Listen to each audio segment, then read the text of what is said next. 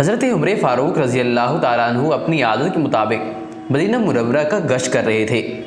لوگ سو رہے تھے اور خلیفہ وقت ان کی مشکلات جاننے کے لیے ان کی مدد کرنے کے لیے جاگتے پھر رہے تھے۔ وہ ایک میدان سے گزرے۔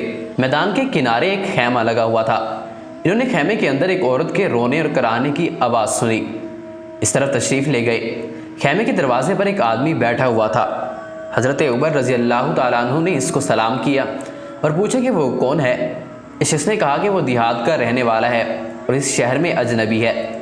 اس نے بتایا کہ وہ امیر المومنین سے ملنا چاہتا ہے تاکہ ان سے کچھ امداد حاصل کر سکے۔ اب حضرت عمر رضی اللہ تعالیٰ عنہ نے عورت کے بارے میں پوچھا کہ وہ کون ہے اور کیوں کرا رہی ہے۔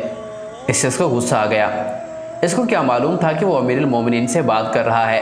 کہنے لگا، اے اللہ کے بندے، اپنی راہ لے، جس بات سے تجھے کوئی غرض نہیں، اس کے بارے میں کیوں سوال کرتا ہے۔ اب عمر فاروق رضی اللہ تعالیٰ عنہ نے بڑی محبت اور پیار سے اس سے پوچھا، اجنبی بتاؤ تمہارا مسئلہ کیا ہے، اگر ہو سکا تو میں تمہاری مدد کروں گا۔ اس نے کہا، میاں کیا بتاؤں، دراصل میری بیوی حاملہ ہے اور اس کے پاس کوئی عورت نہیں ہے جو اس کی اس حالت میں مدد کرے۔ عمر فاروق رضی اللہ تعالیٰ عنہ فوراً اپنے گھر کی طرف لوٹے۔ اپنی بیوی ام کلثوم بن فاطمہ رضی اللہ تعالیٰ عنہ کو جگایا۔ فرمانے لگے، بی بی، اللہ تعالیٰ نے تمہیں اجر و ثواب کمانے کا موقع پہنچایا ہے۔ بیوی نے پوچھا، عمر رضی اللہ تعالیٰ عنہ، وہ کون سی خیر و برکت ہے اور اجر و ثواب والی بات ہے؟ سیدنا عمر فاروق رضی اللہ تعالیٰ عنہ بیوی کو سارا قصہ بتایا کہ ایک عورت مدد کی منتظر ہے۔ ام کلثوم رضی اللہ تعالیٰ عنہ فوراً اٹھ کھڑی ہوئی۔ اس موقع پر جن چیزوں کی ضرورت ہوتی ہے ان کو اپنے ساتھ لی اور اپنے خاوند کے ساتھ چل پڑی۔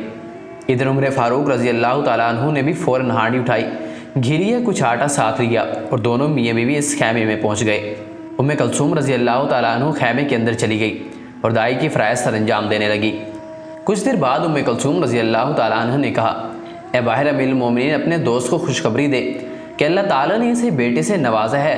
اس دیہاتی نے جب یہ الفاظ سنے تو حیران رہ گیا کہ امیر المومنین ہیں جو اس کے ساتھ کھانا پکا رہے ہیں اور آگ جلانے کے لیے پھونکے مار رہی ہیں، اور ادھر اس دیہاتی کی بیوی حیران اور پریشان ہے کہ جو عورت دائی کے فرائض سر انجام دے رہی ہے وہ امیر المومنین کی اہلیہ محترمہ اور حضرت علی رضی اللہ تعالیٰ عنہ کی بیٹی اور اللہ کے رسول صلی اللہ علیہ وسلم کی نواسی ہے۔